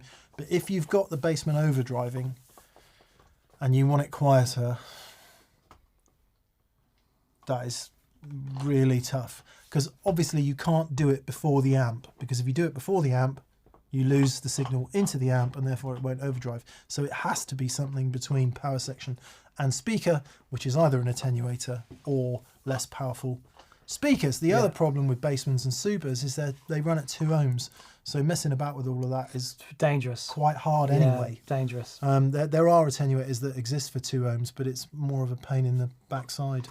Yes, everyone. Sorry, I meant Josh Smith, not Josh Scott. Josh Smith. Sorry about that. That's why I was confused. Yep. Sorry. Because it was Earthquaker that made his amp. And I was thinking he's not bald. Anyway,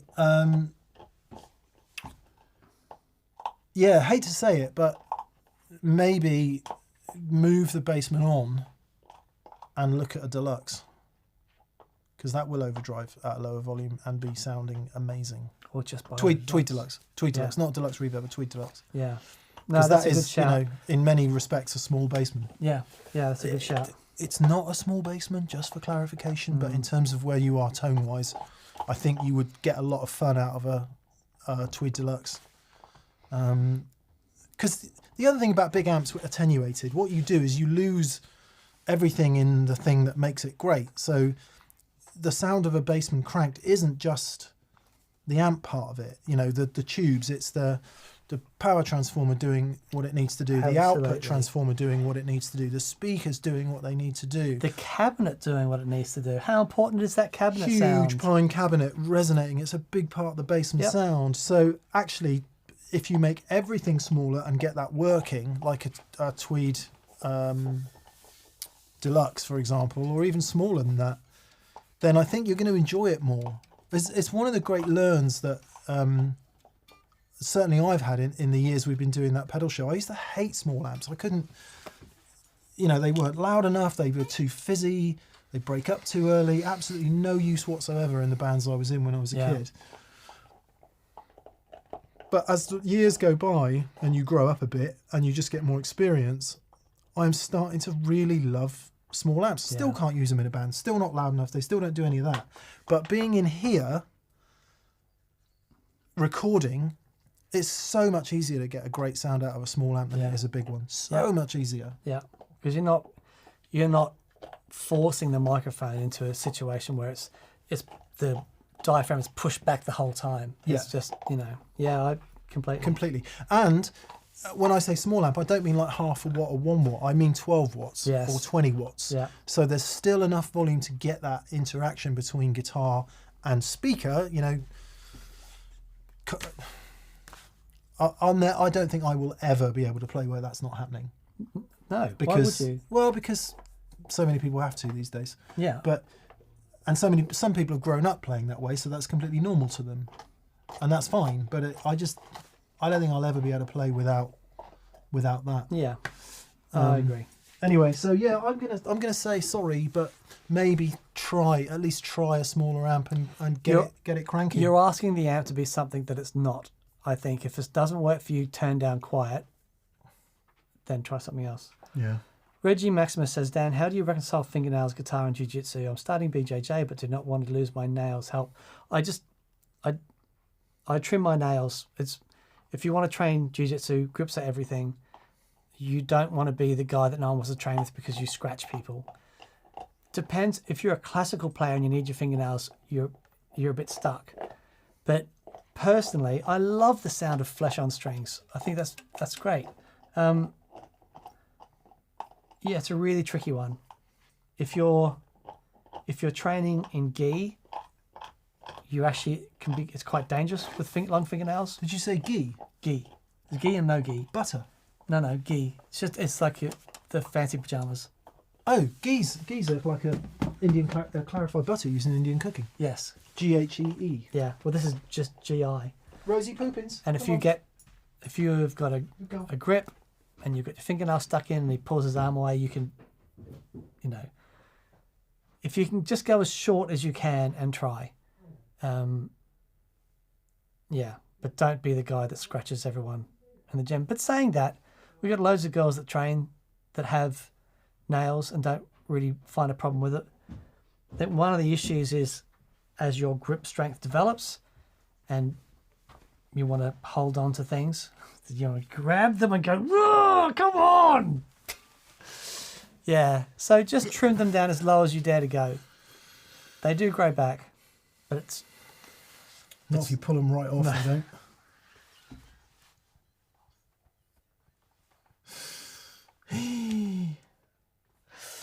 Oh, that's funny. That's funny. Steve, we saw you on Friday, Steve. Thank you so much for being here. He says, thanks to all on Friday for such an inspiring experience day. It was a privilege to meet everyone, and I'm so grateful for all I learned and experienced. Cheers to all. Steve, thank you so much for being here and making it easy for us too. Yeah, it was really lovely. We had a great day. Paul Matulovic. Hey, Paul. Hey, mate. He says, I saw the Joey double tremolo and wondered if you'd messed with multiple modulations for chained and parallel. Different effects to different amps. Seems like a lot of cool tones could happen. Oh, yeah. I have, for a minute there, because Dan and I both tend to run wet-dry boards, as you know, Paul. What G3 offers you the ability to do is to have parallel signal paths, so you can have your overdrives going to both amps and then split somewhere, and you could have a harmonic tremolo going down that side and a flanger going down that side. That's exactly what I did with my rotary speaker and harmonic tremolo. So it's like, and whoa! It is Ben-Hur. It starts like huge. Whoa, and then it's like whoa. Yeah, it's so great. And it's a really, really groovy thing. Do you do that? Yeah, I do. It's the wet dry thing is so great to keep that clarity, but there are times where you just want to go swimming in audio soup and putting different modulations on different sides. And the interesting thing about that is because the modulations are generally done on a delay line. If I've used my vibrato, it's a delay line with no direct signal. So you do get a phase relationship, but because you've got the LFO that changes the delay time and you get that movement, oh man, it's so magic. But I'll do exactly that. I'll get the vibrato on one side and I'll get the flanger on the other. Yeah. And it's just like, stick a fork in me, I'm done. This is This is it. It is great. It is Really great. So, and sometimes you might. The next question is, well, where on earth can you use that music? And your music does need to have the space in Yeah, it for to sure. let it go. But back to dear old Mr. Sting and Dominic Miller. If you're in the UK, or even if you can access BBC iPlayer from wherever it is you live, check it out. It's called BBC Two in the Park, I think, and it was a bunch of artists on a huge festival stage in Preston, north of England, and there's a whole bunch of great performances on there. But watch the Sting one and listen to Dominic Miller play the guitar. There is more than enough space in a lot of those classic Sting songs and Police songs to do that amazing movement. He's playing these lovely arpeggiated parts with big delays on. It just sounds mega. I felt excited about guitar again, which I haven't done in a little while. That's so lovely. Normally when I watch bands these days, I'm like, you've forgotten what it's about. Yes. And but that was like, oh man, that's the art being done right there. Yeah. Yeah. Yeah. Now, there's few things for me personally that I find that will get me out of a good mood than going in to see a good band, and then the guy steps forward to do a guitar solo and you can't hear him. Yeah. It makes me cross. Anyway, that's just me. I'm the same. I'm the same.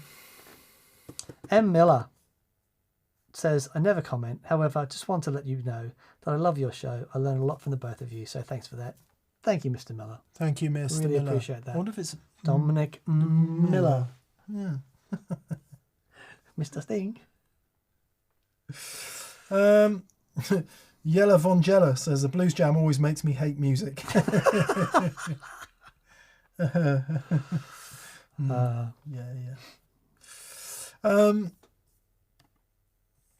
Yeah. Airfire Ed, he says, I'm in central London at the weekend and I think I'm going to take myself on a trip to Denmark Street. Obviously Macari's isn't there anymore, so any recommendations for your favourite shop? I think there are still a couple of decent shops on Denmark Street. Are Cowtown. There's not Cowtown, what's it called? It's Denmark Street's tiny, so you'll be able to see them all within 200 yards anyway. So yeah, but there's one just around the corner as well. Right. It's still a groovy place. It's still worth going. I haven't been there in a long time. New Kings Road Vintage Guitars is worth a look as well, which is a hop, skip, and a jump from there. Let's see if anyone chimes in. But there's where Vintage and Rare used to be. Still a vintage guitar store in there. Is Wunjo still there? Wunjo, yeah, that's great. Yeah, some really cool guitars. No Toms, that's the one. No Toms, brilliant. Regent Sounds. Yeah, I got a let's see if I can find it. And isn't there a shop called Vintage and Rare there? Well, it was Vintage and Rare. I don't know if it still is. But I took my... Here we go. So I took my... Rose Morris is still there. So I took my vintage Duo Fuzz. Hanks is still there, apparently. Yeah. Took my vintage Duo Fuzz and stood in the front of Rose Morris. Got a picture with it. Awesome. I mean, there was a time where it was just decimated there because they were doing all the work for Crossrail.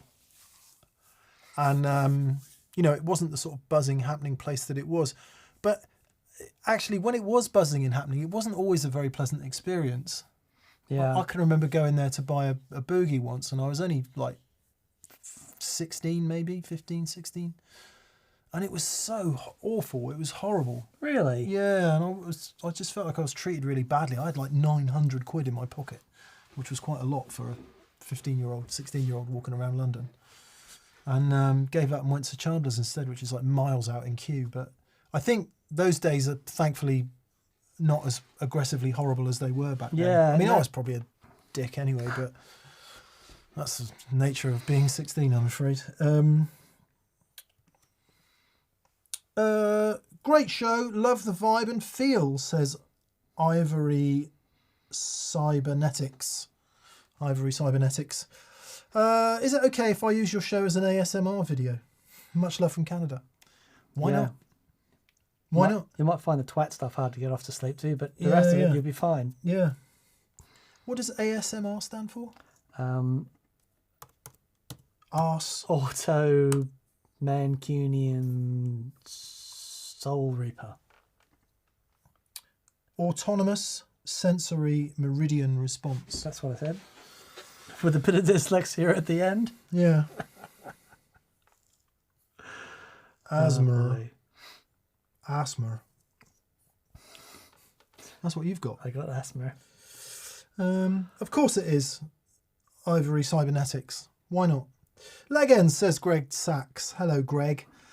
Just got a Delisle speaker selector for an AB between cabs on the fly. So down the speaker rabbit hole I go.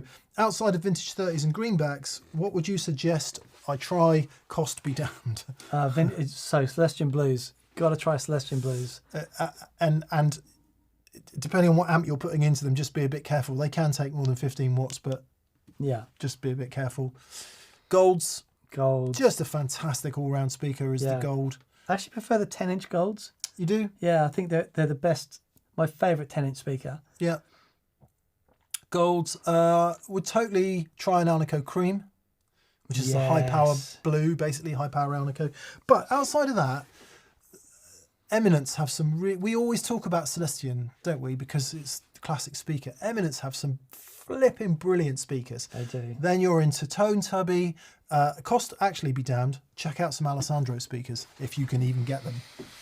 Yeah. I don't know if Eminence still do the Alessandro series ones, and I've never actually heard one, so I'm not vouching for it. I'm just saying that George Alessandro did some speakers in conjunction with Eminence, and I don't know if they're still available, but that's got to be worth a listen. Weber. Yeah. I got a couple of Weber speakers that I put in my for the AC10 Twin. Go mad on Reverb and buy some vintage ones. Yeah. If you can find some G1265s. G1265s and EV12ML Lemurs. It's totally worth a listen. And the other thing with speakers, it's really, really, really important, A, that they're not blown up, but B, that they're well used. Yeah. Because a brand new speaker straight out of the box sounds quite different than something that's been hammered for a number of years. And notice I say different, not necessarily better. You might not prefer one or the other, but I know quite a lot of people who buy a speaker, stick it in an amp, listen to it at 3 watts for 20 minutes and decide they don't like it. Yeah. It's like... Yeah, that's right. That speaker needs to be hammered for a while. Well, whenever we've got a new amp in with new speakers, you'd put some EDM into the amp. We'd go out for a few minutes. And or come even a back 50 hertz sine wave. Yeah, same thing. Yeah. And we go out and have a coffee, come back, and the amp's like, it's all loosened up. It's great. Yeah, it does make a difference, a small difference, to a brand new speaker. Also, what I've got in this Zilla cab here, this behemoth, which just for pure comedy value, we've got the Hagerman on. This is a Dumble style 412 that Paul at Zilla made for me. It's so good. And it's a colossal sounding thing, as it is. Sorry, I know it's not fully in the shot there, but deal with it. And around the back here, look, it's open back at the top and closed back at the bottom. And in here are these Jensen Jet Series Special Edition. I think they're called Raptors, 100 watt. And I really like them. They're sort of, to me, tonally, they sound in between a G1265 and an EV. Oh, wow, really? And I like them.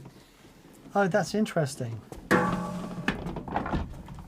The 65 has been a revelation for me, actually. Yeah, funnily enough, Joel Silbert, if you're watching this, I really, really do want that speaker. So I'll just figure a way of collecting it from you. I think I'm buying one off a TPS viewer who's coming to an experience today. Because I want to get 2 in a cab like Robin's Dumble cab and just see how far apart it is. Right.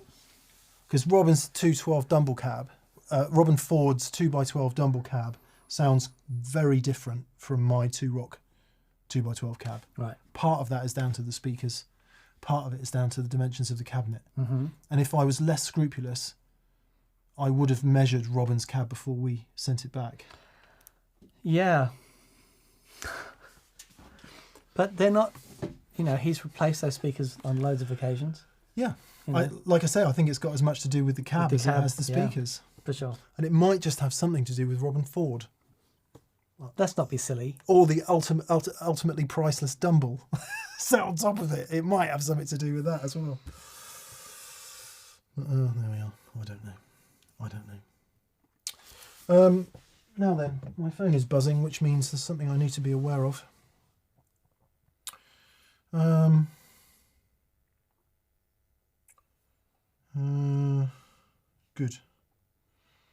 Good. Yes, you can still. Thank you. Thank you, BV, saying you can still get the Alessandro 10 and 12, and there is a Josh Smith signature Alessandro. No way. Speaker as Oh well. wow. Yeah. I don't know the background of Alessandro other than he's extremely highly regarded in the speaker world, and a certain John Mayer uses his speakers, I think. Okay. Yeah. Yeah. Yes, good. Other interesting things occurring. Which you'll hear about soon enough. Groovy. Okay, I think we're there. I'm just going to check that we actually are there for the super chai. Okay. Thanks to everyone who's super chatted tonight, and we've had thanks everyone. a couple of very generous super chats tonight. So thank you guys. Thanks guys. It does help, and it means a great deal to us. So thank you. Yeah, good. JK Outdoors says EVs. Yeah. Yeah, I'm a fan. I am a big me fan. too. You know what I love about EVs is that The weight. of them, and also you don't get the speaker thing. Yeah. Which sometimes you want. Sometimes you want, but not having it. If you don't certain want it. things, yeah. I enjoyed using this 2-rock cab on Friday. It's more often than not I put it on a 112 EV, but I put it on that on Friday. It just sounded mega. Yeah. Todd Roy, hey Todd. Sorry, I know you're telling me about the parallel universe strat in here somewhere. But Todd is asking what's on tap for Friday. It is Graham Coxon of Blur and The Wave. Oi! Oi! Oi! And it's flipping great, Todd. He's such an inspiration. He's so inspiring. The pure artist runs through him, and we love it. Beautiful, beautiful human. Indeed. Yes, Frankie Walnut's art. Thank you for asking this question. Did you confirm you get to keep the super chat money re-copyright? Okay, number one, apologies. I'd misinterpreted a text that I'd been sent, and we didn't get a copyright strike. Everything was fine. And as far as we are aware, they only take your ad money, not the super chat money. Yes. And we've only ever had one copyright claim ever, and that was for when we played Here Comes the Sun by the Beatles. Yeah, so everything's fine, everything's safe. Me and Dan are stashing the money away in a vault to turn into gold bars to build the clone-shaped mansion. So we can go. Mark Kember. Hey Mark, we've still got your Rickenbacker. I think you've still got Transit Van. Did I lend you a Free the Tone delay as well? Because I've been trying to find it, and I know you lent us your op-amp, your Russian Big Muff. I'm wondering if I might have lent you my Free the Tone flight time, because I've been looking for it and I can't find it. Which obviously is your opportunity to say, no mate, I haven't got it. But I don't think you'd do that.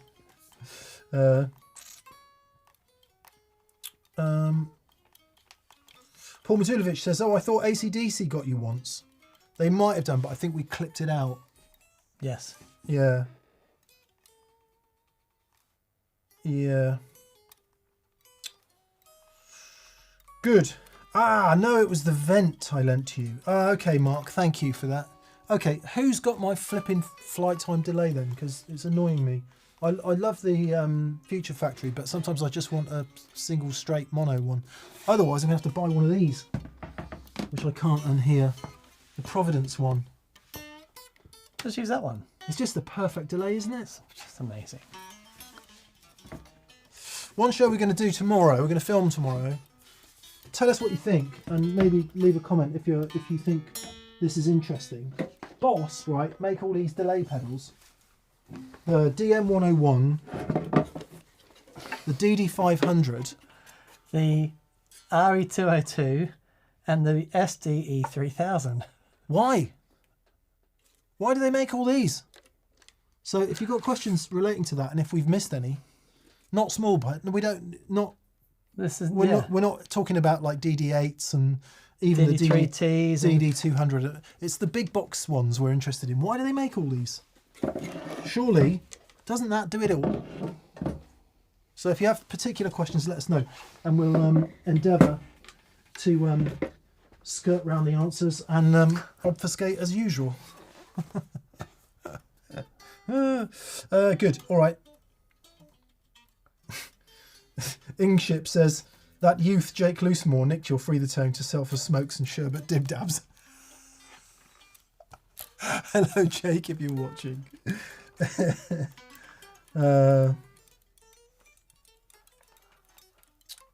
Scott Curry says 2 are analog, correct?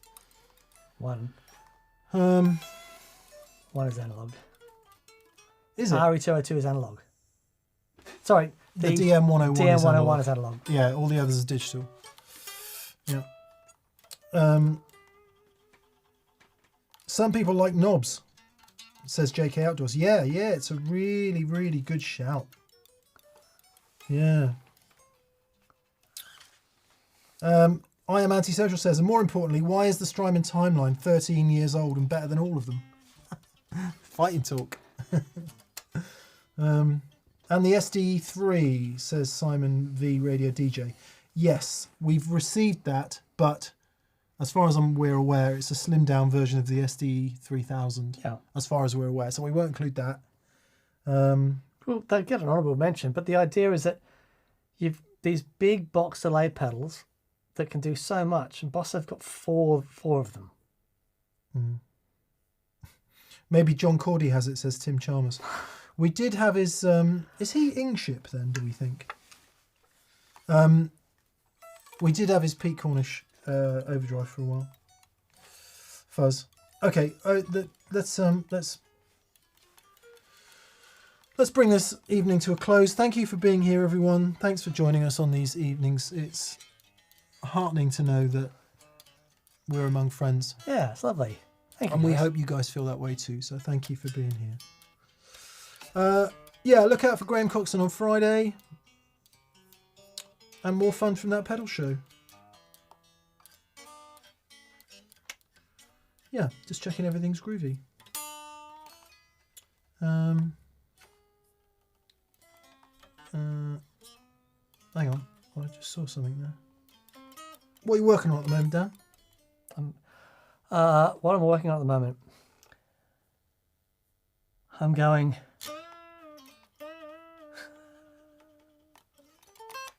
What's that? Do. What is that? That's in. That's that Steely Dan tune. What's it called?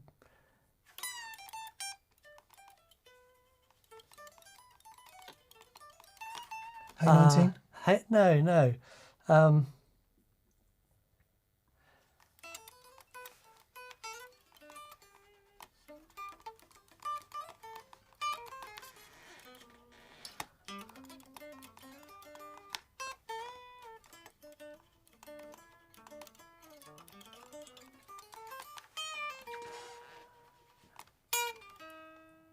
I actually heard one chord change there, I heard.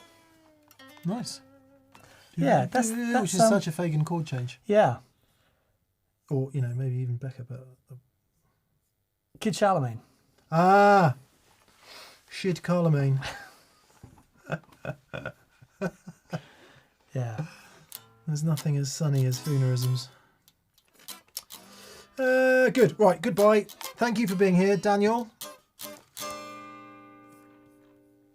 I seen your picture. I know that's not Kid Charlemagne. I know. It's Peg. Peg!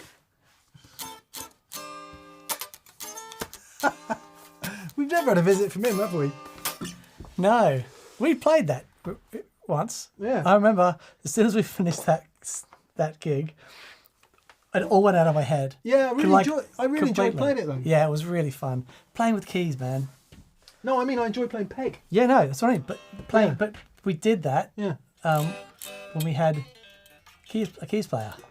Peg, not just any keys player, Dan. No, we had Jack most Duxbury. Jack Okay, Duxbury. everyone, play us out, Dan. See you next week. Thanks for being here.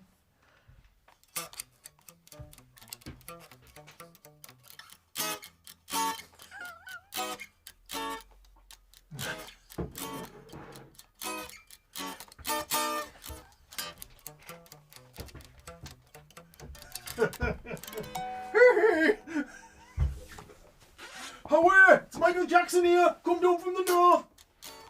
Talk about your Billie Jean. Anywhere.